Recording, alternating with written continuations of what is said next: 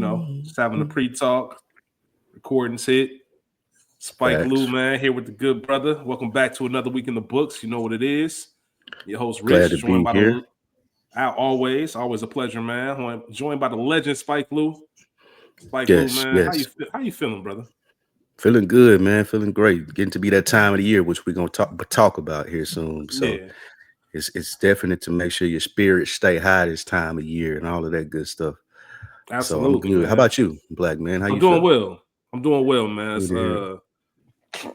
We always have pre-talks on here. Sometimes we'll hit record, sometimes we won't, and this was one where we couldn't.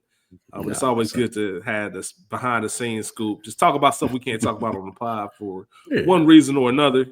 But some always good to some stuff ain't for everybody, man. That's part of the brand, all that kind of good stuff. I got a question for you.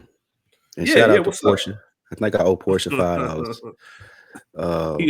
Which I need to get no limit. What'd you think? Did you watch the verses? Yeah, I did not even watch it, man. I was in Chicago this past weekend, so I gotta run it back.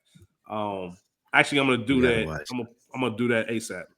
You gotta watch, and then you gotta watch our pregame and reaction that we had. You gotta watch them simultaneously. It was pretty cool, man. I was salty I couldn't be a part of that, or not be a part of it, but watch it in real time. That would have been. I'm gonna come down, man. Like on some real, one of these days when y'all do a live for an event, man. I'm pulling up. Oh, that's definitely. Like without question, man. Without question. What Portia talking about, man? What she got?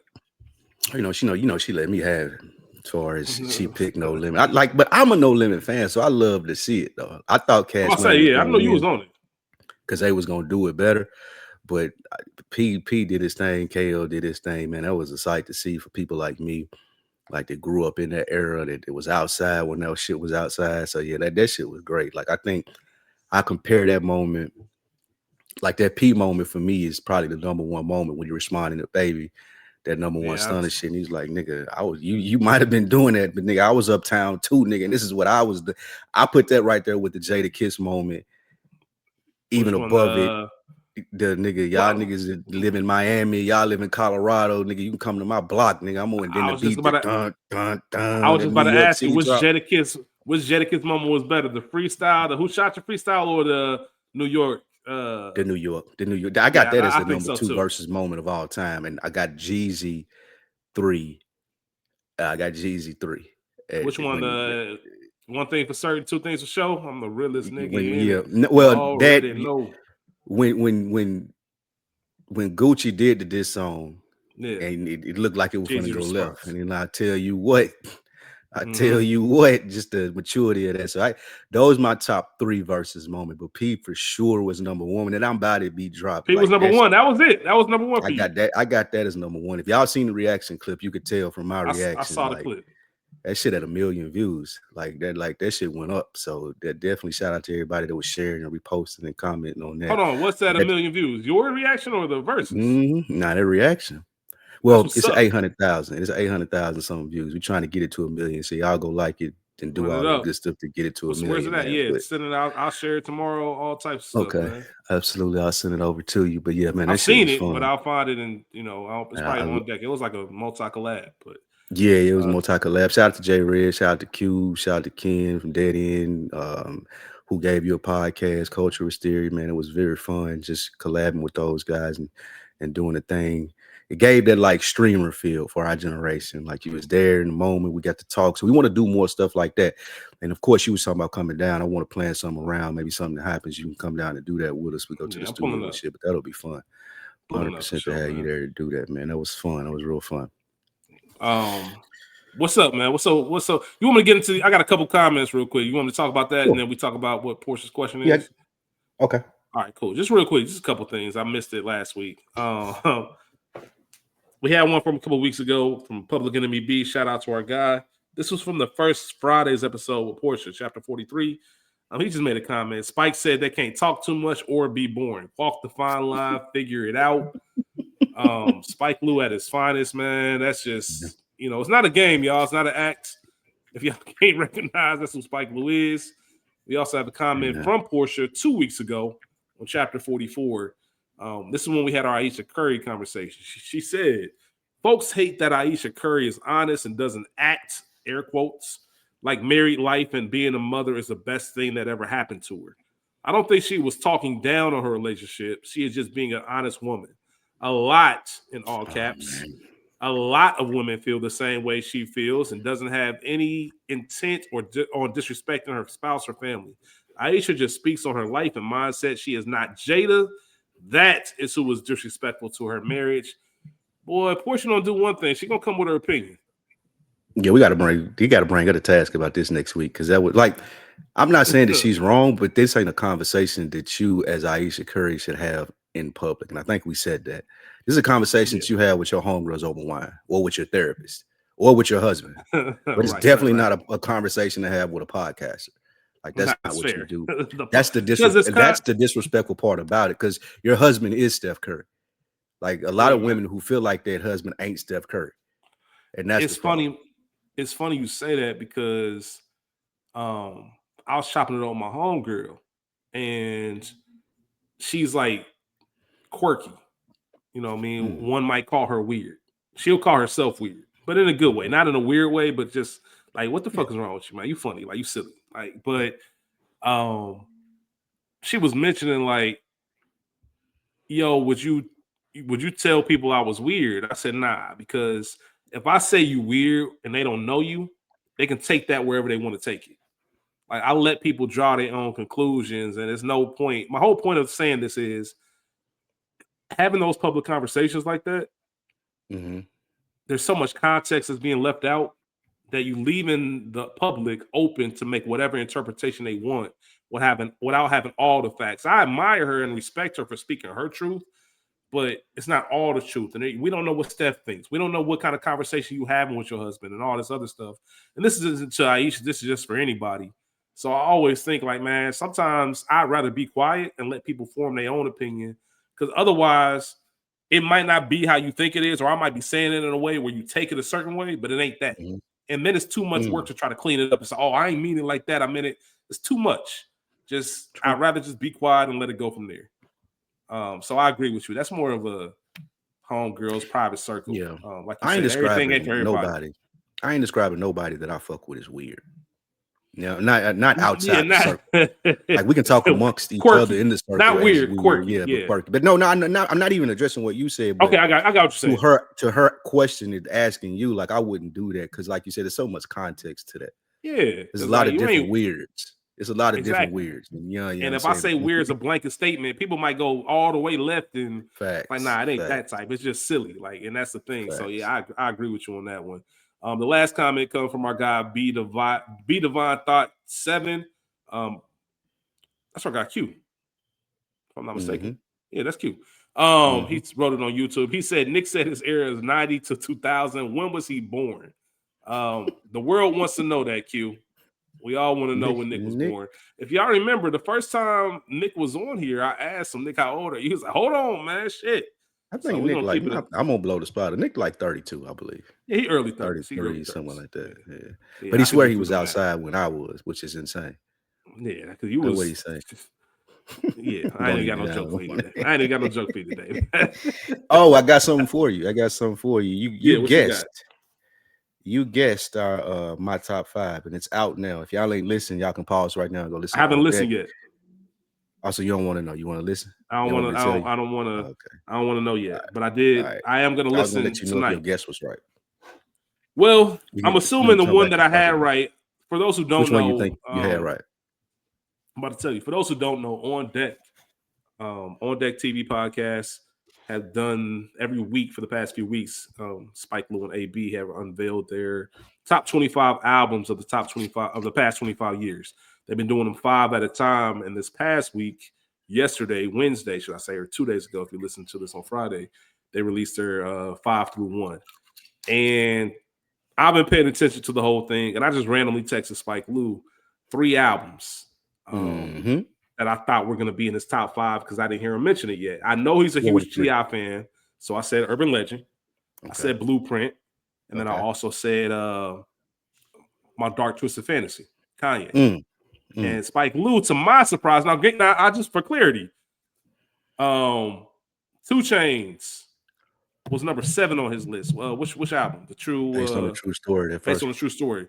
So I'm thinking to myself, like, all right, if he put that at 7, I know these 3 got to be in his top 5.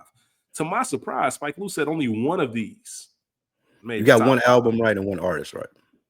One album right and one artist right. So I'm assuming I'm assuming Blueprint was in the top 5. Yes, of course. Okay. Of course. And the artist I'm assuming that I got right was, I couldn't see you making the top 10 list without T.I. Right. Or top 5, top excuse me, 5. without T.I. Right. Exactly. So you said King instead of Urban Legend. Mm-mm. You already had I'm Serious. Mm-hmm. Urban Legend, low key, you put trap music. Yes. You put trap music in your top That's 5. my favorite. Yeah, that's my favorite CIL. I would just because what it meant to me in the sense of, and I talked about this a little bit on the show. Like this was out, like I'm Serious. Like we didn't know if Tip was coming back out. It took a while for that trap music to come back out. Like he got dropped from the face. People weren't sure. And this wasn't like no heavily promoted album. It was just like, oh, this is when you used to go to the CD store. And nigga, I lost my shit. I was working a FedEx job, nigga, like before I headed to work. And nigga, I seen that on the shelf. I was like, oh shit, my boy back. Nigga, I put that in, listened to that for damn near a year. But yeah. One of those that came out 2003. I remember I was in high school. Mm-hmm. I remember T.I. a little bit from I'm Serious. I'm a little bit younger than you. Not a lot, like I like to joke, just a little bit. Yeah. So I'm Serious didn't hit the same way in the Midwest, I'm sure, as it did in the South. But some people knew about it. You know what I mean? We knew about the track with Pharrell, all that stuff. So when trap music came out, 24s was the big single. But when you go back and look at that album, you got 24s, you got Be Easy, you got Take Me Away. Let's Get Away, is that what it's called? You got Bezel. I'm Just Doing My Job.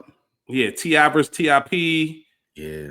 You got there's another single on that album that I didn't even mention. I said Be Easy, I said 24s. Rubber Band Let's Get Man. Away. Rubber Band Man. Fire ass video. So you had all these bangers and all the B-sides go crazy too.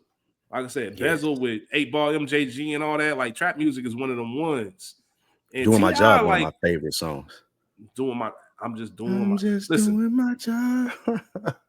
T.I.'s like run, like his peak needs to be studied more and discussed more. Facts. 100%. It needs to be studied more and discussed more. Because I know that's your favorite T.I. album.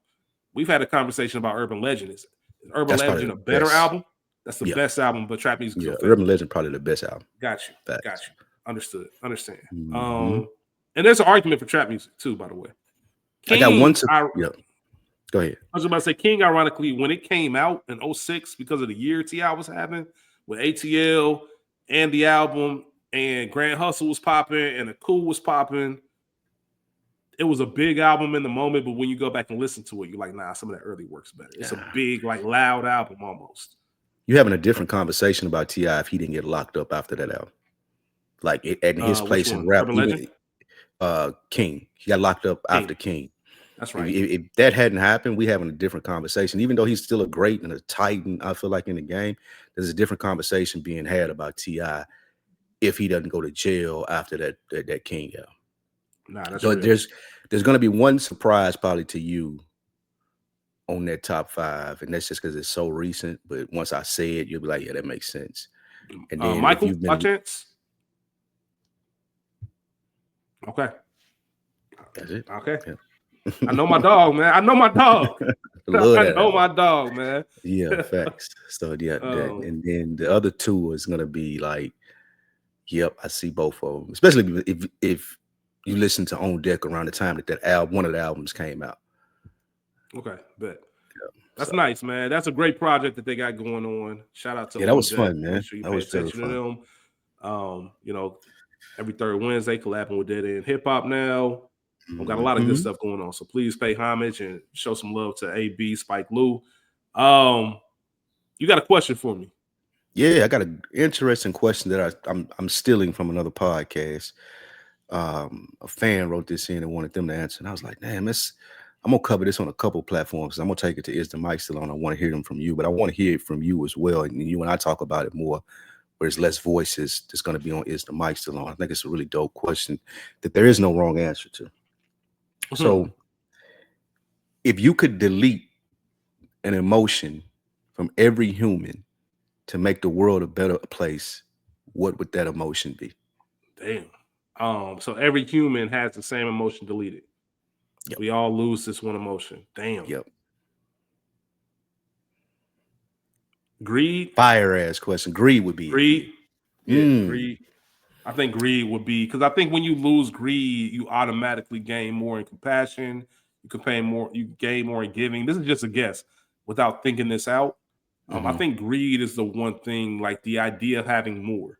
Because even when you don't have a lot, and when I say don't have a lot, I mean, let's say you live a comfortable life and you're able to afford things. You don't have as much as millionaires. You don't have as much as billionaires, so on and so forth. But you still realize, as you look around, you have more than you need.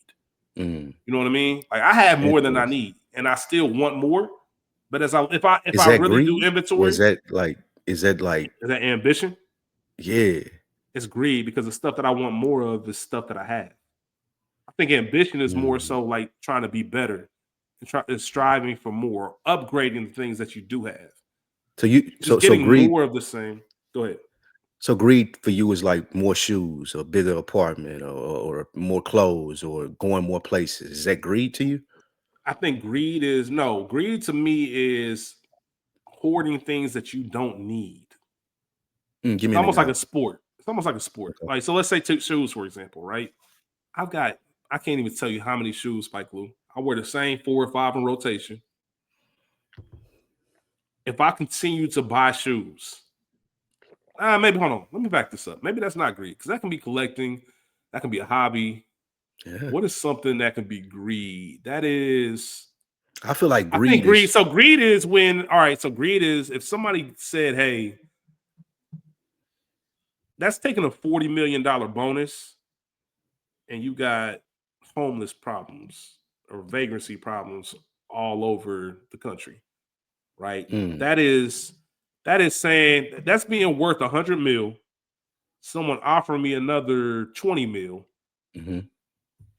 I think I could easily say, hey, let's take this 20 mil and distribute it around some food banks. Let's try to solve some homeless issues. Greed is taking that 20 million. What am I gonna do? I don't think my life is gonna change that much more between 100 million and 120 million. You get what I'm saying?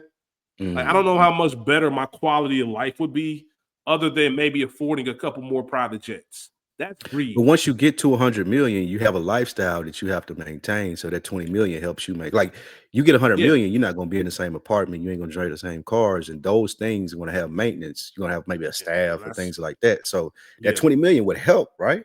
It would definitely Is that help, really greed? but do I need that? Like, can I still maintain, like, how the impact I will have more on giving that away to people who need it versus me keeping it is much greater, in my opinion. Like, so much more could be done with that. I'm gonna be okay. I'm gonna figure it out. Okay. And I'm worth 100 million already. If I need to, easier said than done. The idea would be to live like I make 500,000 a year, or something like that, but still have $100 million net worth. That would be the dream. But we say that, but we know most people ain't gonna do that. You see that $5 million house, let me cop that. Now you're responsible for maintaining. Duval talk about that all the time. The big houses seem cool until it's time to pay for the bills. Jesus. All this other stuff that goes on. So never you do can that live, Mike. So you look at Rick Ross, got that mansion in Atlanta, Evander Holyfield's former place. Does he need all that? I don't know. It's a good investment. When you look at land and property and everything, it's a good investment. So I'm not knocking them. And I want to be very clear. When you earn your money, do what you want with it. I'm not one to say, oh, man, like, you got $1 billion. Why you only getting, listen, that's your bread. You can do what you want to. You can fucking burn dollar bills every single day for the rest of your life if you want to.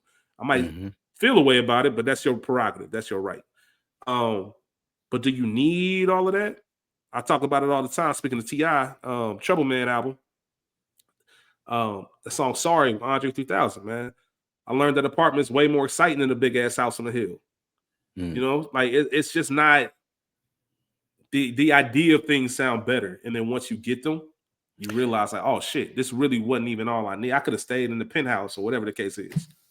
So you don't have that thought in your head. Now answer two, and I want to explore a couple of different ones as well. You Yeah. don't have that thought in your head. If you get to 100 mil, you did something to get there. Like you've You did added something. value to the economy to get to that 100 million. You don't think you deserve. We ain't talking about need no more. We talking about deserve. Like if I'm Rick Ross and I've sold that many records and I can buy the Evander Holyfield house and I feel like I deserve that. You don't think that plays into it? Once again, you can deserve it all you want to, but I also believe that behind every great fortune is a great crime. Okay. And I think when you're worth that much money, you probably did some foul shit along the way or some dishonorable shit. I don't want to say dishonorable, but you looked the other way You when you had to could have break said some something. rules. You had to You break you some got to rules. break You had to some break rules. some rules. Like to Like, get that and much money, you that's got to break some rules. Unless you hit the and lottery or some shit. that's that's in That's the with history everybody. of Yeah. America. Like that's just America's history right there. No matter who you are, like look at the land not we, look at the land that they stole, all Yeah. types of stuff. So all of that stuff is kind of embedded in the society, and I don't think anybody looks at it as other than I'm just trying to get it how I live. But when When you your do point, have so many people like SNAP benefits about to like if they're haven't already going, mhm, like take some of that bread and put it to some food shelters or build some more food shelters. Make sure the people that don't have are cool. It just we'll talk about it more when we get into the actual main topic of the episode. But it's a lot. It's a lot. What are you about to okay. say? When your portfolio reaches 100 million, is that something that Rich must have? That I must have. I must have peace. You think you can have peace with $100 million?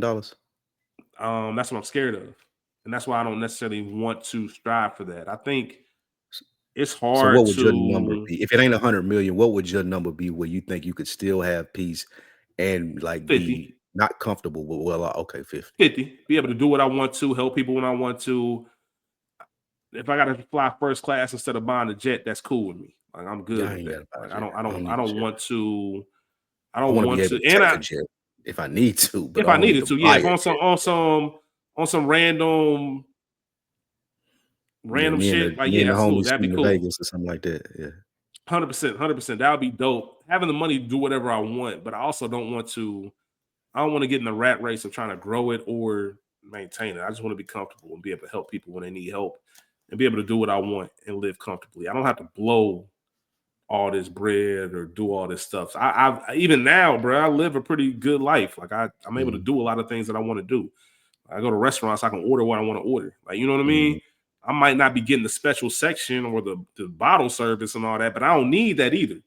Yeah. Like, you know what I mean? Like, just I don't need rationally, I the don't need to yeah. pay I don't need the $1,200 for a vintage bottle wine. of Right. yeah. Hey, it's good, it's cool. Like, and I would treat myself every now and then, but it doesn't have to be my everyday life.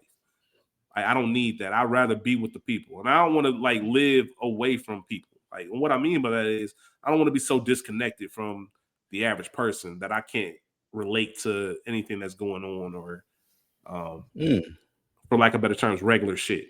Like, I still want to have that empathy, and I still want to have that sense of reality, so I can know what other people are going through and how I can kind of help.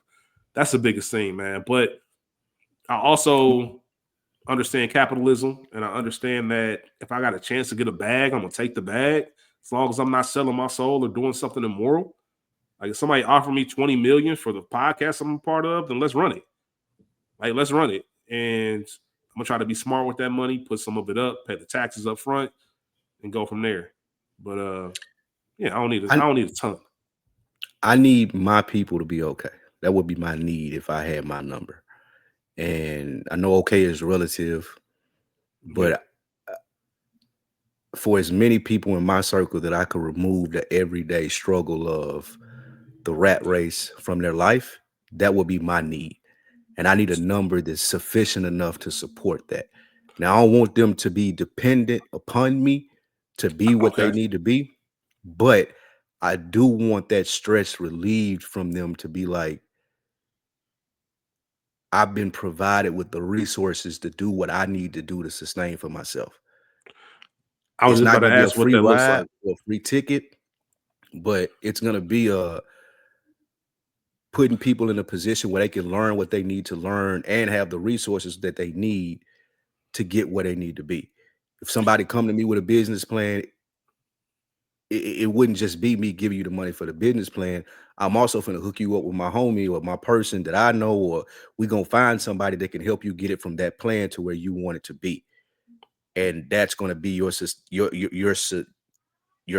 or your thing that sustains you.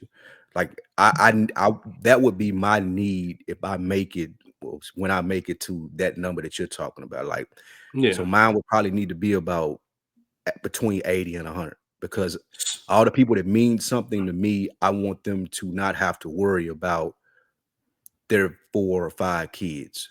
I don't want them to Let's have to talk. worry about. Go ahead. No, my bad.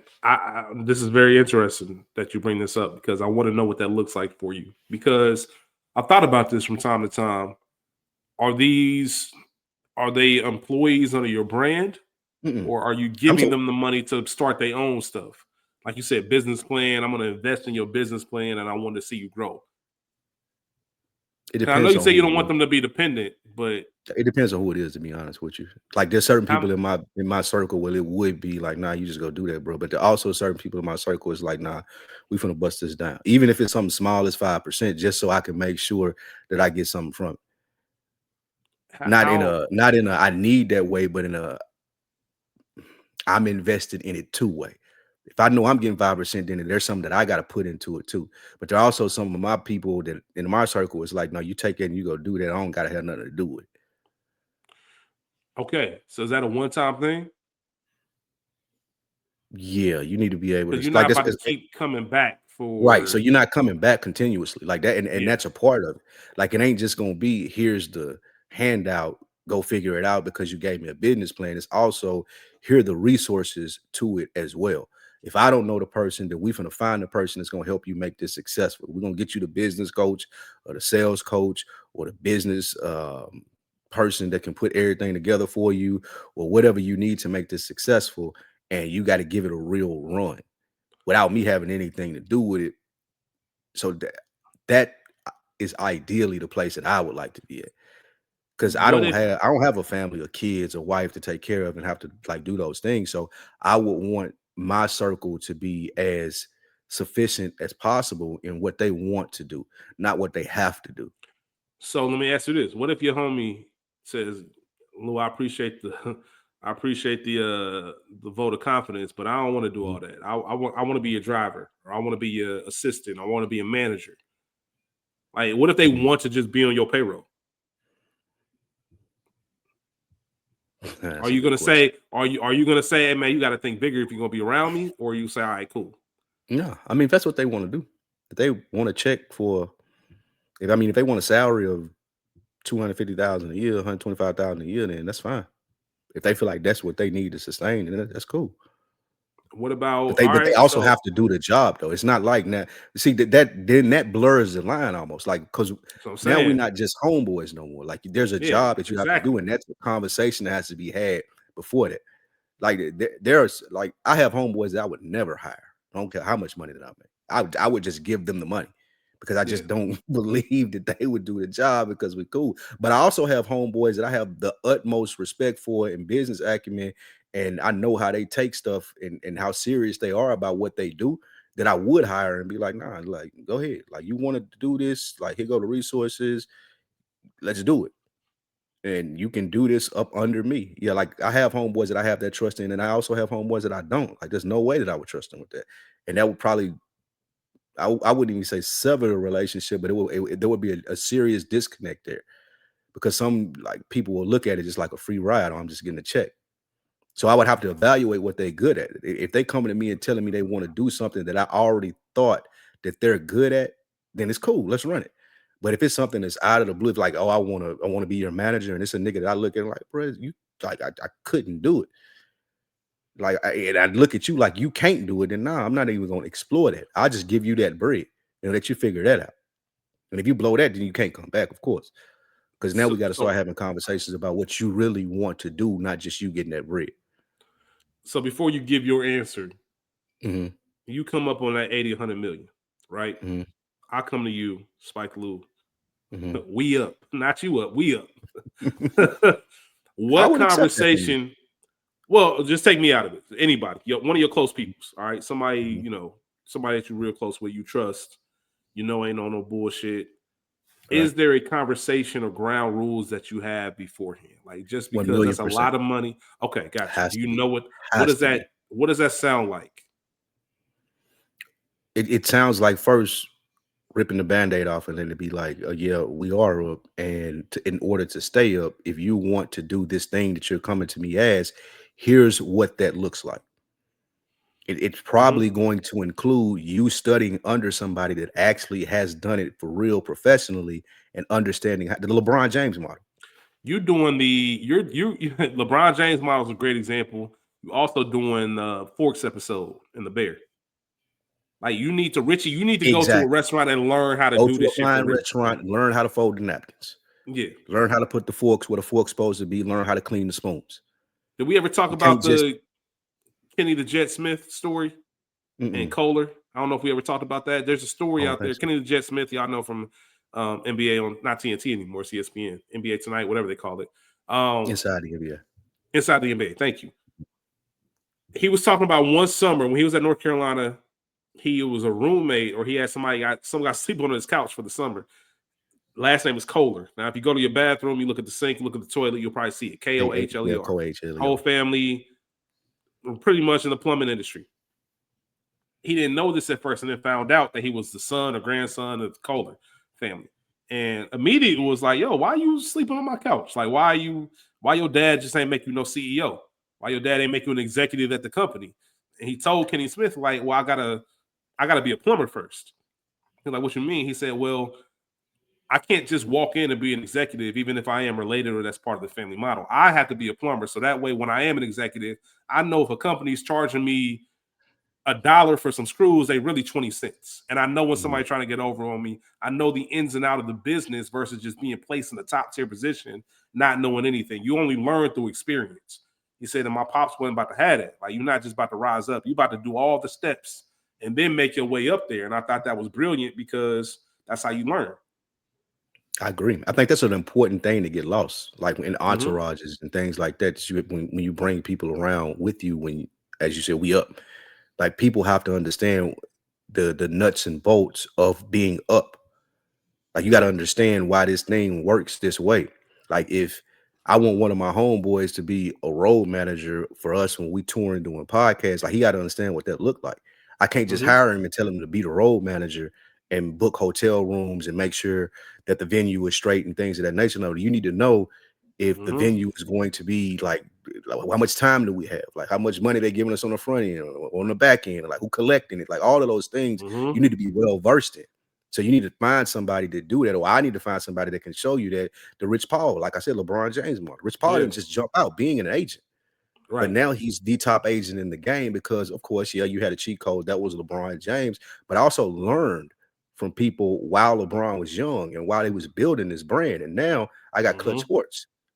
Like that's That's the important. mentality that someone would have to come to me with and say, "Oh, I want to work under you." Yeah.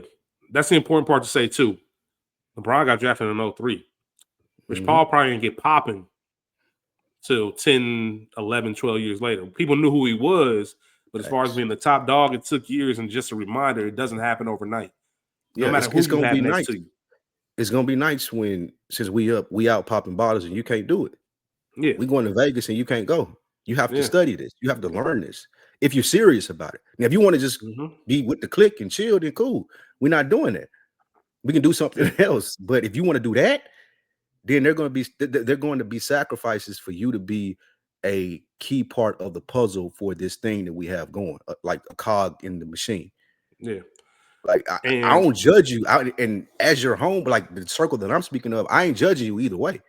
If you like, I don't mm-hmm. want to do all that shit, bro. Like I'm cool. Like, cool. Then let's set up something else where you can get money then.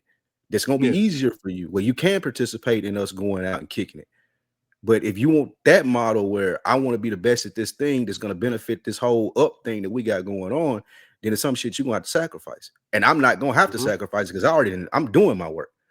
I'm damn Yeah. near 20 years in, and like it's like that. Like I've done and am continuing to do my work and can reap the benefits from it. But if you want to do it and you in year 1 or 2 of this thing that you say you want to do, there's sacrifice. Like just like when you're in college. I can't go Mm-hmm. to every party if I want to be successful. Mm-hmm. So Absolutely. that's how I look at And it. For all y'all out there, if you want to see the other side of it, if you want to see what it looks like to jump in with no direction, no guidance, no learning, look at season 3 of The Wire. Look at Stringer Bell and Clay Davis Mm, getting played left mm. and right. Look at Avon Yeah, telling that nigga, what I tell you about playing them fucking away and the weight games. games, baby. Like, you know what I'm saying? It don't work like that. That's not how the game played, bruh. Like, you can't do it like that. You got to know what you're doing because that Stringer took the research and done. If you remember, in season 3, he was pressing Clay like, hey, man, when I say I'm ready, I'm ready. Right. And And niggas try what to and tell what him, man, go ahead. and what Levy telling him? Why you didn't bring this shit to me? I'm right Why you here. bring it to me? You're already paying me for shit like this. I would You have got the told you off the resources. jump you getting scammed. That nigga Levy But was you thought you laughing was at bigger him. than the program. He knew what speech he gave him. Like, bro, he been playing niggas like you since the day before dawn, before the time. Like, bro, you just another victim. Yeah. And like Avon told him, bro, you can't just be out here telling Slim Charles to hit this nigga. This is a senator. All right, nigga. Nigga, This this gonna don't work bring the like that. whole You this can't gonna mix it. that and again that goes to what we said. That bring the whole thing down. Now ain't Yeah, none of us up no more. Now I'm tired of you exactly. and some criminal conspiracy because you thought you could be smart. Like niggas That's always how it get puffed works. trying to find a cheaper price. That's how facts. What's yours? What's yours? I thought about, I don't So know if it's a yeah, go ahead. What's yours? What's yours? What's there your were a answer? couple that came across my mind. And mm, the first one that I thought was sadness. I'm like, why do people actually need sadness? Right? Because Yeah, even if you're in mourning and people like there's death and there are things that you can be sad about 100%, but that's the cycle of life. Like people are going to die. Not to sound callous about it or anything of that nature, but that that's just happens. a And fact. Yeah. so my initial answer I thought was sadness, but I don't know how realistic that is. Like a world without sadness, what would that look like? Well, are you one of the people who are under the belief, you know, thinking of many men, right? Mm-hmm. Joy wouldn't feel so good if it wasn't for pain. Like, you know what I mean? Sun wouldn't be good if it wasn't for rain. Like, you know what I Right, mean? yeah. Or you under the belief that if you never know what sadness is, does that diminish What happiness? happiness is. Or do Yeah, you just feel happiness is its own it thing? kind I of don't think you does though. appreciate it as much. Yeah, I think it kind There's of no does. That's why, alternative. yeah, I don't think that I couldn't stick on that answer. And then you go to this one like, well, why wouldn't it be anger? But anger fuels so many great things Yeah. if you channel it right.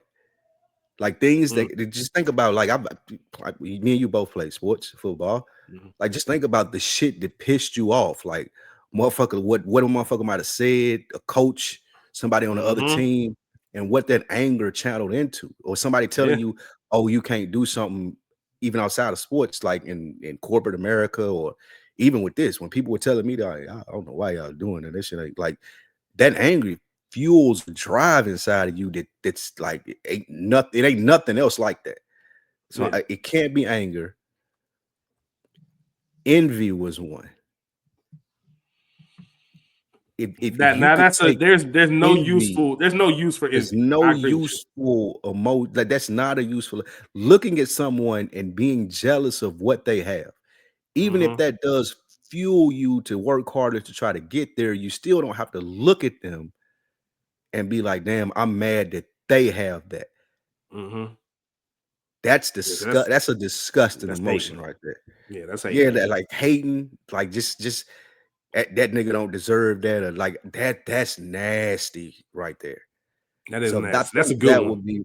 that would be my envy. If you could remove envy as a human emotion, I think that would put us in a better And place as a human race. envy makes the crime rate goes down so much. The senseless Mhm. violence goes down so much. Like I won't say you'll be surprised if y'all out there listening, you live life, you know what it is. Jealousy make people do all types of shit. And there's people still in Facts. jail right now because of jealousy or some dumb shit, or they were jealous at a dude for getting a certain chick, or they were jealous because somebody had a nice car, so they want to try to go rob them, or I want that watch, and now everybody's Right. family's affected. There's so much that can be changed and altered if you don't have envy. So I like that. That's a good one. Yeah. I think envy is a That's a good real good one, one. man. Like just taking it off the plate. You have people in a totally different mindset. 100%. Because now it's motivation. It ain't jealousy. Yeah. It's like, That wow, nigga's you were stunning able to that. do that. I can do Damn, it why can too. I do that? Facts. Yeah. Yeah. 100%, So man. yeah, I like like that. that. I like that, man. That's hit us up, y'all. Hit us up and let us know what emotion that you would eliminate from the world if you were able to, and why. Not just what emotion, but why. We We got to love to start have a coming up with a follow-up question of the week conversation. like that. Yeah, we That'd be dope. said that Like we a were gonna question do of it the and week. kind That of would be fell off, fire. but we That gonna would be we gonna end up that's our doing it. question for this week, man. If you could remove one emotion from all mankind to make the world a better place, what would that emotion be? Give us your And reason why, man. Leave it in the comments, chats, the emails, whatever you want to do. AWITB2022@gmail.com. All the good stuff. I'm gonna ask people in regular life too the same question. Just Yeah, so this is a my conversation I'm gonna be yeah, continuously having with people. Yeah. I like that. I like that a lot, man. Shout out to that question. It's a perfect transition, I think, into the main topic. I don't know how much time we'll spend on it. Didn't plan on this being a long episode, but a necessary episode. Um, I wanted to just have a conversation with you, Spike Lou, because it's as we're recording this, it's October 29th. We Mm-hmm. are a few days away from daylight savings time. Y'all know Eastern Standard Disgusting. Time. It's about to be dark about 4:45, 5 p.m. Seasonal depression kicks in for a lot of people. On top of what's going on in the world, it's just a lot of people that I'm seeing on the timeline or in real life that are just not in good spirits because, as I mentioned, man, you got,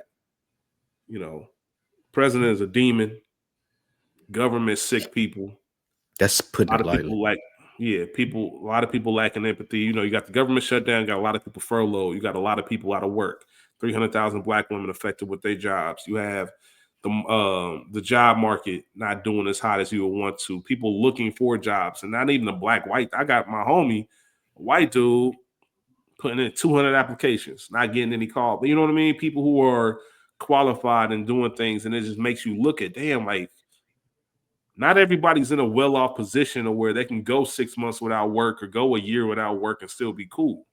Like a lot of people are still like, I need this money, I need this check, and I don't necessarily need to downgrade 3-4 levels of pay grade to maintain, because at some point, if you're making a certain amount, is that even worth your time? Am I going to take a Mm. half what I'm making? Like, you know what I mean? I can't pay for nothing if I'm doing that because, like you said earlier, it's like my lifestyle now is adjusted to the salary I've been making. So we just got a lot of stuff going on, man, with the world and people's feelings. And I've just been feeling it more and more talking to people. Like everybody just seems exhausted. Everybody seems tired. Everybody seems lost on, damn, is this it? Like, is this just life? Is it just one thing after another and just hoping the best? You know what I mean? So I want to talk to you about, let's start here. Do you believe in seasonal depression? Do you believe in that being a thing? Or you think that's something that people are just kind of latching on to and since they believe it, they're making themselves sad? Do you believe there is something to sun not out no more? Things are gloomy, it's getting cold, people's emotions are going out, all of that. Absolutely. Okay. Absolutely. You can feel it like even if you say you don't subscribe to it, if you're being realistic with yourself, when it start getting dark at 4, when you getting off work and it's dark and you getting up to go to work and it's dark, that Mm-hmm. weighs on you. I don't give a fuck who you say you are and what you claim you do unless you ain't doing nothing all day and you crypto crazy, you got billions and millions, whatever it may be. Then of course you need these people, even them, I still feel it affects them. But yeah, I feel like that the sun, that vitamin D that it brings, is from a scientific standpoint, like that means a lot in the spring and the Mm-hmm. summertime, and you should get as much of it as you can. And when you start to wake up and it's dark outside, and you leave at work and it's dark outside and it's cold and it's like in the A, like it's rainy and cold today, it's that weighs on you. Like and you gonna slowly start to, like, I've even started like declining these calls. Oh, I'll call this person back later. I don't feel like talking to them right now because I don't know what they own. Because they might be seasonally depressed and Yeah, they trauma dumping on you. Like it just seems like things become, you become a lot more irritable this time of season. The holidays are coming up. that You know what I'm too. saying? Like it's people that's losing their SNAP benefits and they got to figure out Thanksgiving. Yeah. Like it's people right now. Like Christmas decorations is up, bro. Like Mm-hmm. people, like people are gifts, things like that. I seen a crazy, not crazy, an interesting post where a lady was like, since the government shut down, we should boycott the holidays. Fuck it. Spend time with your family and people, but let's like we ain't got to splurge on the gifts and stuff for Christmas. Like they want to do this. Let's impact the economy in the way that they impact in our pockets. Like it's people going to work at TSA and things of that nature. Like removing the government agencies from it and how people feel about the DEA, the FBI, and things like that. But you're talking about people in the army that serve this country or people in TSA. Like, could you imagine going to your job at the airport every day, waking up 3, 4 in the morning when it's dark and cold outside, getting off late in the evening when it's dark outside and you didn't get paid for the day? You just Mm-hmm. got to, you're doing it off the strength because I need this job and it's a good job. It's a government job. It's been fruitful for all this time, but this time has hit now and the government is shut down. And I just got to hope that it works out. And you got this Mm-hmm. crazy person in office who's talking like, oh, we ain't going to back pay them. Like, it ain't essential. It is like you listening to these things in the news, like that becomes depressing. So I wonder Absolutely. a lot and often has it like, is it because we're this age and we're more like sensitive to it that these things are on our plate, or has it always been like this? This is what I do wonder and want to talk to like older people. Mm-hmm. But I'd love to I'm gonna ask David to come back on and ask him. But like we're of the age now where we're paying attention to the news, we're seeing the headlines, we're having conversations with people who are dealing with real life. We're not in college anymore, we're not in our 20s or early 30s where it was like more free. Like you're at the age now where these things that you see on ABC World News tonight or NBC or MSNBC, those things are affecting the people that you know. Mm-hmm. So yeah, I think seasonal depression is definitely a thing. I think people are dealing with it, and it's even harder to deal with the administration that we have in place. Like they can't stay out of the news. I remember when the president wasn't a newsmaker. I'm old enough. I'm that old. I remember when every once in a while you heard from Bush or Clinton or the first Bush. Like people thought the second Bush was an idiot, of course, but he wasn't in the news every day, like seeming as to he was traumatizing your life. Like that Nah, wasn't a that's a thing. fact. That's a thing And now. what's crazy is when you think of it like that, people really hated Bush, like George W. They, they And hated Bush. I think about how much he was disliked, and there's a million reasons. You got Katrina, all types of stuff, and it's not even holding a candle to what the rhetoric is and the feeling Bro, towards the current president. because So that's he's kind of out there nuts. in your face with it. Mm-hmm. Like it's crazy.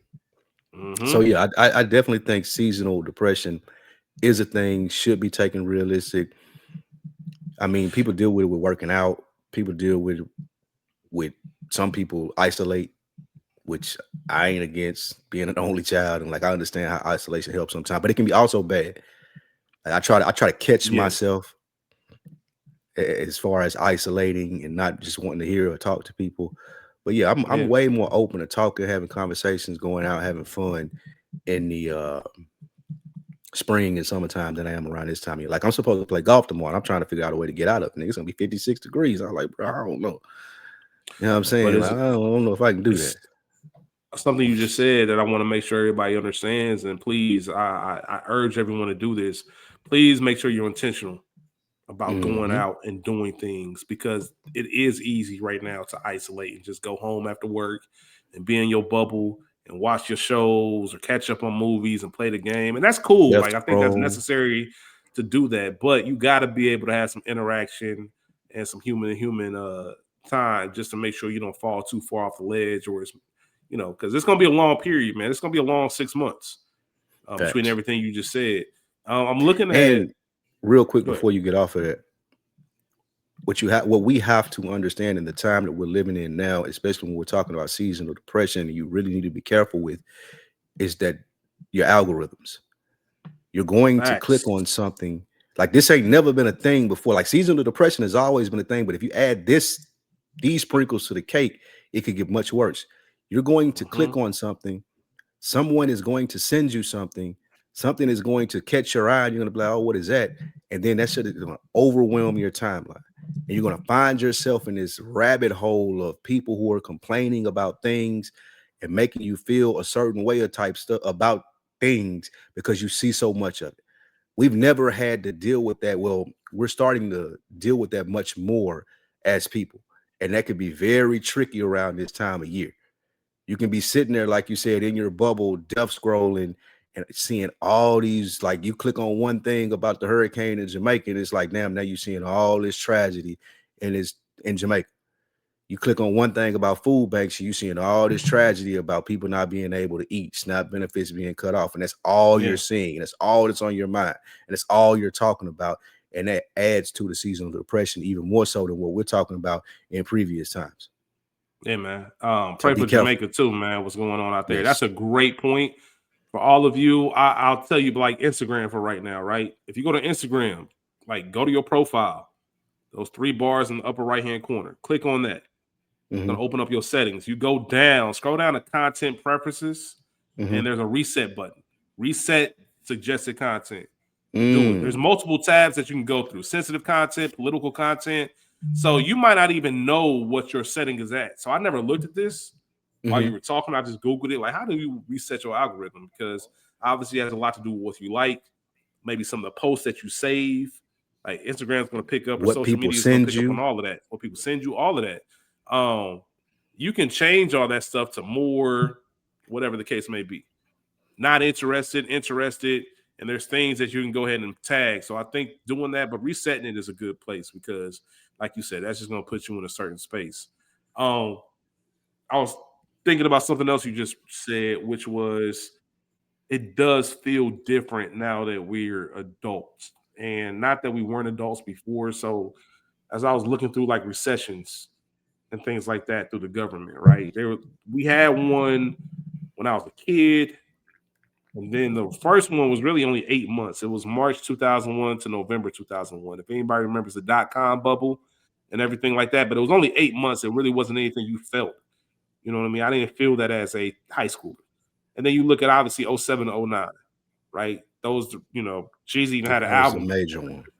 That was a Yeah. major one. But even then, even in my early 20s, I didn't have a career at that point. I didn't do anything to where I probably felt it, but not to the point where it's affecting my life because I don't have anything. Like I'm Hmm. just living, working at whatever, lids, whatever the case is, and my paycheck's still coming through, and that is what it is. And that was like a year and a half. And then of course you had COVID.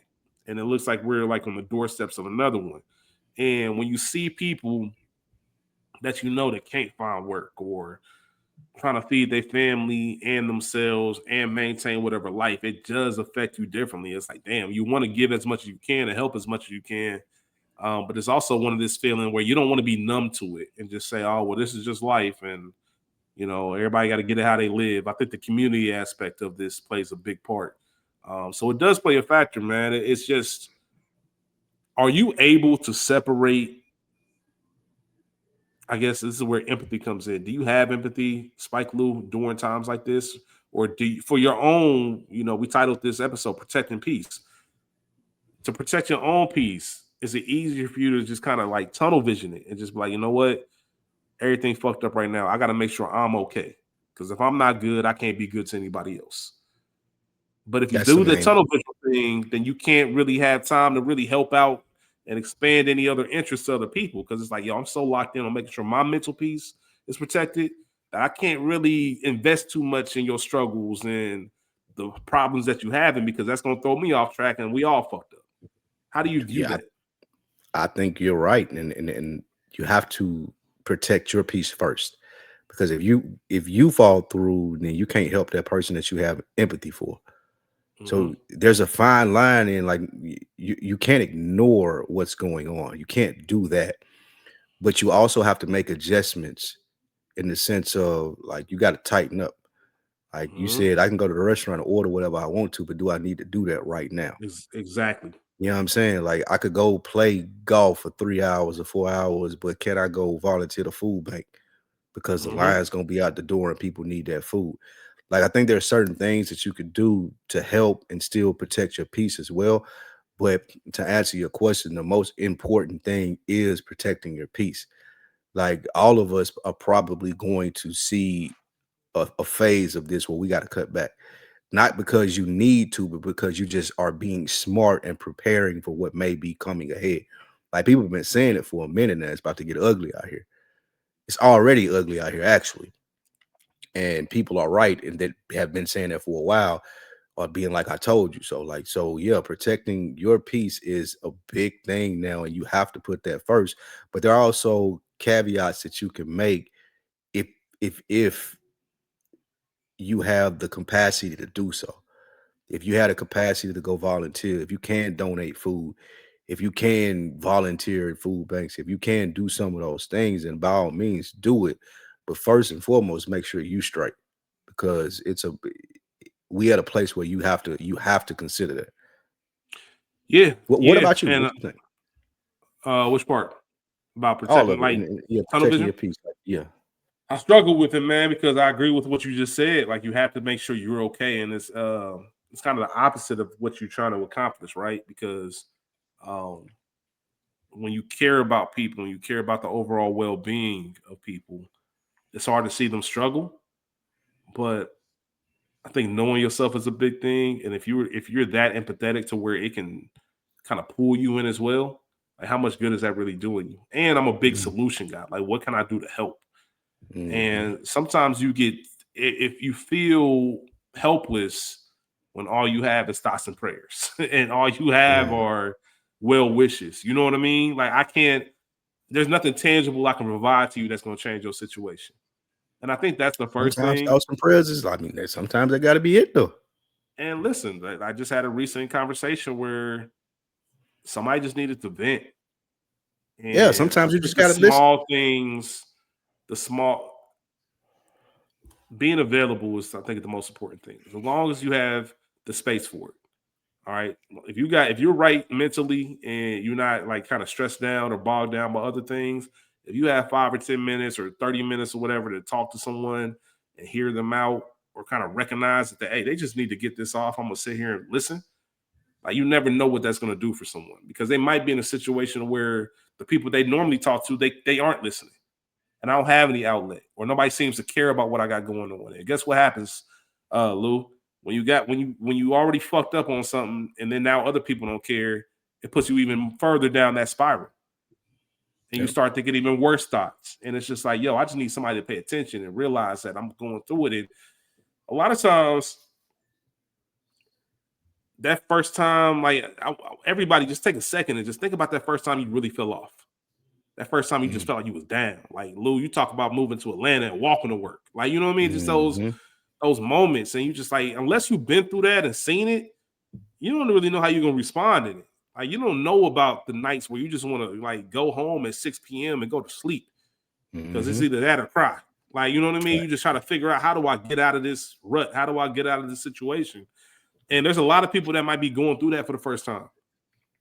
And we got to be aware and mindful. And sometimes I don't believe in coincidences. I believe everybody placed in each other's life for a reason. Um, and I think that sometimes being present for people is the biggest gift that you can give them. And we sometimes confuse that, and we think that giving you something or providing you something tangible is what's going to fix everything. Nah, man, the friendship is going to do that. The conversations are going to do that. The moment I can be open and vulnerable and tell you that I'm fucked up and not have to hide it, because I'm hiding it from my family. I'm the Mhm. breadwinner. I can't tell my wife, I can't tell my kids I'm fucked up out here. They ain't trying to Mhm. hear that. You know what I mean? I gotta be able to Ain't tell no the place homie, and for my it. homie's open. Yeah. Right. Like, and my homie's got a place for it. He ain't telling me, oh, nigga, get on your shit, nigga, grind. Fucking we ball. Like, nah, nigga, I understand. I get it, man. Is there anything I can do to help? Maybe here's some suggestions. Maybe we can brainstorm some things. Oh, I know about this opportunity that's going on. It's some part-time work, but maybe it can add on to what you're doing full-time. All types of things can happen, and people just need an ear sometimes. And I think that's a big thing, that empathy, I think, is a big word I'm gonna keep coming back to. If you really care about the person next to you, and even strangers, like, just recognizing that this is a very unique time where everybody's a little bit on edge. Everybody's trying to, like, kind of waiting for that other foot to drop. Nobody's really secure except for a certain, 1, 2, 3% of people. And even then, like, you got people still living paycheck to paycheck. Like, you want layoff or whatever away from your life literally being upside down. Facts. And you literally on couches, you on floors, you getting evicted, you moving back home. Like, it's just a good reminder, man. It's a community, and we all got to lean on each other and be able to make sure we show up and be present for one another. And have enough humility and vulnerability to admit, hey man, Spike Lou, dog, I'm really going through it. I'm fucked up out here, bro. I've been trying to front. I've been trying to do all these podcasts. I've been trying to do X, Y, and Z. I'm really fucked up. Sometimes you just need to let that off your own shoulders and be real about that. Because, I think women are very good at that. And I think men, we need to do a lot better. Just not trying to carry the world on our backs, because we got each other. And that's very well said. Very well said. You need to be able to do that without expecting judgment or expecting anything back other Yeah. than a listening ear. Because sometimes some people may be in the same situation that you're in. They Yeah. just may not present it the same way. They Mm-hmm. may not have gotten to that point that you've gotten to where they feel like I need a shoulder to lean on or a ear for somebody to bend for me to just tell this to. Like you may be telling that to someone thinking that they up and in a position where they can help you and they in the same boat you in. They just ain't Mm-hmm. voiced it yet. And they don't feel comfortable yet voicing it to you. I think a lot of times the fear is when you do that and when people say what you said and they get to that point and they talking to their homeboy, they talking to their friend, they think that that person should lend them a helping hand, but that person ain't even share with them like, damn, bro, I'm in the same boat. Like Hey you, man, you listen. actually, you're a bigger man than I am because you came and told me about it. I'm still holding that shit in. I'm Mm-hmm. still like on pins and needles trying to figure out my next move. Like a Yeah. lot of people don't consider that have like what you're saying, and they go to their homeboy, they go to their friends, they go to their parents or whoever it may be that they feel like I'm comfortable with giving this information to you. What can you do for me? And it's like, bro, I'm in the Mm-hmm. same goddamn boat. And that's funny you say that, because let it also be a reality check about what matters and what doesn't. Hmm. Because people treat you how you present it. Yep. So if you somebody who's always on social media and you going from here to there and you stunting and you at this restaurant or you at this club and you got this bottle and you know what I'm saying, you courtside or whatever the case may be, you always active and doing stuff, especially when people are, like I said, fucked up out here. Um, I think one of the things that's easy to forget is that people view you as you up. And if they need you and say, hey man, I just need to hold a 50, I need to hold 100, I need to do whatever. Like I ain't think they was gonna cut my lights off this soon. They told me if I ain't got 225, they're gonna cut them off. Can I hold that and pay you back next week? And you gotta turn around and look like I ain't got Yep. 225. Like, hold on, nigga, I see you everywhere. You gotta really make sure that you are living true to what you need to do. Don't A lot of people like to do that shit for social, man. They like to make sure I'm taking this picture. Mhm. I'm letting people know I'm up, and you ain't up in real life. I just sent you something earlier this week, Lou, and it was just like, bro, like Yeah. it ain't about being this. It's about, it ain't about looking like you up. It's about being up Yeah. and really being in a position to help people if they said it. So if one of my partners was on some, hey, bro, I'm in a bind, I need X, Y, and Z, I bet I got you. And no matter of fact, don't even worry about it. Because sometimes that's the best thing to do. Not everybody's in that position, but if you are, I think it's that time right now to be a little bit more thoughtful, a little bit more I don't want to say forgiving, but more understanding, to be more giving, um, to make sure that you are there for those people, because you know they want to pay you back because you're their friend, but it might be the biggest blessing to like, hey, here's 100, don't even worry about it. There's a quote, and there's a character in the TV show Harlem. I don't know if you watched it when it was on Prime with Megan Good. Hmm. Um, One of the characters, Auntie, was like, I don't loan money, I give it. Like, you know what I mean? Like, if I give you money, that means I fuck with you enough to where I don't even want this back. This is a gift from me to you. And sometimes that's the biggest release. Her nephew was down bad. He was getting sued for some shit. And she was like, here, take this bread, get this from underneath you. I asked for you in return to stop bullshitting with your life. Like, because he was on some Mm. bullshit. Stop bullshitting with your life, bro. I'm going to give you this. This is a fresh start for you. Like, really be serious about what you want to do. Think about the man you want to be. Think about the direction you want to go in and make that shit happen, man. Like, it's not just I'm giving this to you. I'm giving you a stern talk and a kick in the ass too, because some people are down on hard times and some people be bullshitting. And it's not our place to judge, but it's our place to make sure that people are very clear on which one they are. Yeah. Don't And as don't my misuse this blessing. yeah, and as your brother, I'm not gonna sit here and just I'm not gonna give you a fish. I'm gonna teach you to fish. I'm not Yeah, just gonna sit facts. here and let you blow this and whatever the case is. Like, bruh, I'm gonna get this to you because I love you, but we need to have a heart to heart about X, Y, and Z. Facts. And to piggyback off of that, I do think that people need to be Instagram and social media stuff aside. You should be weary of what you ask people for in this economy because you don't know. It could look one way or you could perceive them one way, and it could sever a relationship because they tell you one thing when you ask them for something, and it's just like they don't got it either. Like, yeah, that Mm-hmm. courtside ticket look good, but shit, who they get that from? Yeah, They I got got that from gifted, their bro. I was homeboy that invited. used to work. Nigga. Yeah, I'm sitting at a table with somebody else, the person that's got this bottle. So be weary of what you ask people for, and well, I won't say what you ask people, but be weary of your expectations during this time period. I'll say that your expectations of people. I think that it's a very sound advice to be weary of the expectations that you have of people doing right now, because everybody looking at it like, unless you up, everybody looking at it like, I gotta figure my next move need to be concise. It need to be calculated. It need to be like, I can't afford no losses right now, even if that's $100. Even if that's at 225 that you need for your phone bill, nigga, I need that 225 to make it into 550. And I got a pretty solid plan. And if I give you this 225, I'm not only losing that 225, I'm missing out on that 550 that I was finna get. Mm-hmm. So be very wary of how you're approaching people, your expectations from them in that approach. Don't let it sever relationships because you thought one thing and it was another thing. Yeah, that's a fact, man. And I think this is a series or a conversation that can go on multiple weeks.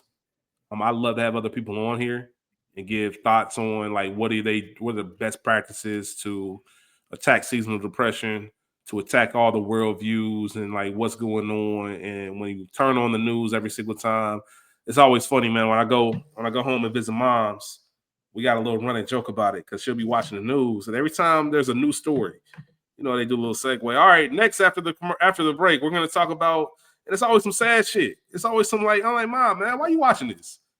You know what I mean? We live in a world now where you can control. Like, look at this online. Like, just Google, like, read the articles or whatever. I get the news is a part of that staple, but it's just more so like, man, if you're aware, you're not aware, like, you taking all this in, and it's just sad story after sad story after sad story. Of course, you're gonna be fucked up and be like, damn, this place is a Facts. fucked up place we live in. Facts. Which is why I want to reiterate something that Spike But Lee you do said want to be earlier. abreast of what goes on too, though. Yeah, yeah, I'm like that. 100%. I, I'm not I saying don't listen to listen to the this. news. I listen to this program every morning called Start Here on ABC News Yeah, podcast, like little yep, 25-minute shit. yep. And I'll be listening to it. I like hearing it because I like to know what's going on. But a lot of time I'm rolling my eyes like, man, this nigga Trump again. God, like when this nigga gonna sit down somewhere? But I still Right. appreciate the information. And they do try to end it, to your point, with a On a good light story note, every week. Yep. yeah, 100%. Up first for me, NPR. Yes, I'm glad you said that. This is not an advertisement to say don't be informed on what's going on in the world. Facts. Like 100%, you need to be informed. However, Taking no political yeah, stance is taking a political stance. yeah, and there's multiple outlets for how you get your news. So Facts. sometimes reading things might have a different effect than listening to them or seeing people react. The one thing about the news, you got the anchors on there, and they giving you the cues of, oh, you should feel sad about the story, you should feel whatever. You're taking in their emotions as well. And sometimes it's just better for you to read the black and white and make your own decision. Whatever the case is, protect yourself, man. Protect yourself from all the crazy Yes. stuff that's going on That's because the it is biggest a thing. wild time. And if we keep it in the buck, it's gonna get worse before it gets better. And Spike, you mentioned it's a holiday season. Don't overstress. Don't try to overextend yourself. Don't try to ball out on gifts. I know people got kids and nephews and nieces, but man, love and experiences, like at this point of life, that's the best thing that I can do. Like there's nothing any of my peoples can get me that I can't get myself. Listen, I my want to my spend the goal. time. Facts. My goal and my focus this holiday season is not about gift giving or any of that thing. It's just being around people I love. From Facts. my birthday is around Thanksgiving, so from my birthday to Christmas, it ain't about a gift for me. Like nobody can get me anything that's gonna be more than being with my mom, being with my family, being around my friends that I love. Like only thing that Yeah. I'm aiming for and wanting this holiday season. Just being around them and taking that love in. Yeah, nah, that's real. That's real. And my birthday's in January. I think I'm gonna do the same thing. Where I'm like, listen, I don't want nothing. Let's break bread. Let's Yes, yep. go. Let's just have Let's have a food. Just be conversation. around each other. Let's Let's drink. Like laugh. I don't Memories. Yeah. exactly Let's talk. Let's drink wine and you just chill. Yeah, on that's some my real shit. biggest focus this holiday season. Yeah, not no bullshit on some like surface. Like let's really chop it Let's up, have man. like Let's like get in let's the look at the element old and pictures. Let's talk about like this stuff. Let's enjoy being around each other because it ain't we're of the age now, unfortunately, where it ain't gonna be too many more of these where everybody's around. yeah, You know what I'm that's a saying? fact. So not to be gloom or gloomy, but that's definitely something that needs to be front of mind for people of my age group. And when you're talking with your mom and you're talking with your cousins and your aunties and your little cousins that was little kids, now they teenagers and adults, and they the ones taking the walks now to the store. They the ones taking the walks now. You know what I'm Yeah, saying? Like it just be like, just take all that shit in, man, because it's important. it goes fast, man. I remember former First Lady Michelle Obama was talking about, I think on her podcast, her mom had passed. And she was just saying, like, towards the end, she was holding her mom's hand, and her mom just looked at her and said, "It went fast." Like just kind of reflecting on your life, like, damn, like that. I'm here already, like you know what I mean. And even now, I think at our age, everybody who listening, you can look at it and look at your age and be like, "Damn, I'm already this age." And you remember things that happened You can 20 be years ago, like, like it happened yesterday, and it really does fly. I remember rushing to high school graduation with me and Scoots, like being late and like just from being out bullshitting. And I like that shit don't seem like it was how long ago that it was. Yeah, It go fast and you don't realize that shit till you get our age. You like, God damn, nigga, I'm yep. what age? I'm gonna turn what? We Shit. all we So, all got somebody where we wish we knew it was the last time we was gonna see him. Like y'all did yes. an excellent episode. I think Dro was on it. Like just that nigga. We didn't. If we knew this was our last time on this porch, man, together like this, we would have cherished Mhm. it more, or done something different. You just expect it to happen, and you just never know, man. So please, as we get ready to sign off, like I said, this was not meant to be a long conversation. It's going to be a continuing conversation over the next few And a weeks, and good love one. to have people on. But make sure you embrace the moment that you're in. Don't sell anything for short. If you really don't have a pressing issue and somebody asks you, hey man, let's go to grab a drink or whatever. I did that after work today.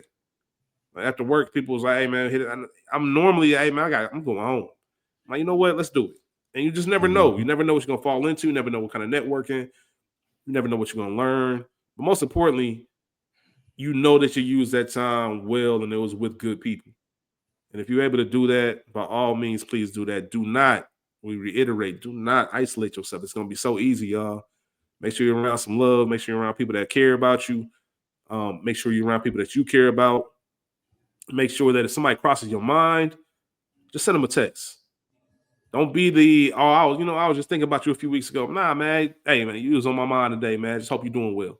You never know what that means to somebody, especially if they ain't heard from you in a minute. If your grandparents still alive, man, call your grandparents. If your I moms, got your a pops text still like that around, today. call your It's peoples. ironic that you say that. What, one of I those got like, the hey, you text. was just on my mind, just thinking about you. Yeah, I often mentioned him on here before, like just from my longest friend that I've had since kindergarten. He's like, man, I'm proud of you, bro. I don't know what Yeah, the and what context was. I didn't ask what the context was. It was how'd that just make you feel? at 1 o'clock on a Tuesday, probably the first time he ever said that to me. And we've been knowing each other since kindergarten. It's just How'd that make you it was feel? just random, fantastic, especially Yeah, like you said around this time of year. yeah. You know, what I mean? Just out of nowhere. Like me and him talked maybe 2 weeks ago. We talk every now and then. Of course, it's still probably one of my best friends. Well, not even probably. That's one of my best friends. We probably don't talk as much as we. His dad actually called me like a month ago, and me and his Mm-hmm. dad talked like 25, 30 minutes. Like, bro, I just because so to give context, his dad number was popping up in my phone. I was like, this must be a butt dial because there's no reason he should be like, I don't know why he's calling me. So I would Right. like not answer just on some Spike Lee shit. That's some Spike Lee shit, yeah. And when the last time I was in town, he's like, nah, Pop's been trying to hit you up. He just want to see how you doing and shit like that. So he hit me up, and his dad hit me up like maybe 3 weeks ago to a month. He was like, man, I just ain't talked to you, man. I'm just so he was elated. He like, man, I'm just so glad to have you on the phone, man. I ain't talked to you in so long. Like, I remember when you was young, man. Like I was your second, like because that again, that was my best friend. We spend weekends over each other's house. His dad cooked for us, shit like that. He like, man, I'm just, man, make sure you pick up when I call, man. I'm just so glad you answered. We talked 15, 20. He told me he's gonna retire and what he plan on doing in retirement and things like that. And it was just a dope conversation to have. And yeah, like he hit me up today. My homie hit me up today. He's like, bro, I'm just proud of you. I don't know if I he's seen love some that, clips man. going around or whatever it may be, but it was just random like the blue. So You yeah, wanted them like to your point. 800,000. You wanted 800,000 to say it. Yeah, even if it was that, it's still good to hear. You know what I'm saying? So yeah, Yeah, that that's happened to me dope, today man. that you're saying that. So I love that. I love that, man. I'm glad you received that. Everybody out there listening, man. If there's somebody who has been on your mind or just pops up randomly, man, I'm putting this as a challenge to all of y'all. Send that text message. It ain't gotta be long. That's one thing I fall victim of, right? I think that sometimes if I reach out to somebody, I'm about to be tied up for the next hour or two. And that's sometimes a reason. I know that sounds crazy, but that might be a reason why I'm like, nah, because I ain't got this. I ain't trying to be on the phone for this long, or I ain't trying to be in the back and forth. But sometimes it is just a quick, hey man, I'm proud of you. I've been seeing you, I've been thinking of you, like love you. Keep doing your thing, man. Or I'm here for you if you need anything, and you never know what that means to somebody. So Facts. I challenge everybody to do that. You'll see what the response is. But most importantly, like we said, take care of yourself, take care of others. Um, be the change that you want to see, man. Like for real, put that energy out that you want to receive back.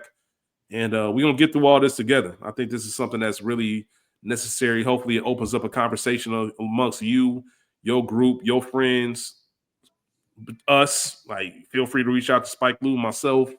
Um, y'all know we big for if you have a conversation or something you want to have, man, just hit us up. More than happy to have y'all on, all the bookworms, have a conversation on an episode and put it out because you never know what the world needs to hear. But Facts. nobody's told you, man, y'all doing a great job. I don't know what's going on in your life or what struggles you got going on. You're doing a great job.